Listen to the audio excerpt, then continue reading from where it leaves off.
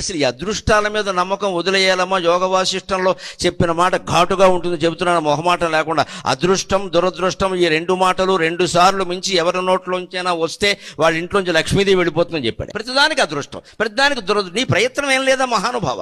ఈ అదృష్టాలు ఏమిటి, దురదృష్టాలు ఏమిటి, ఎక్కడ లేనివి. ప్రతిదే అదృష్టం. అలాగే చిన్నదేదో జరగగానే దురదృష్టం. దురదృష్టం ఏం లేదా, it's happened, that's all, leave it.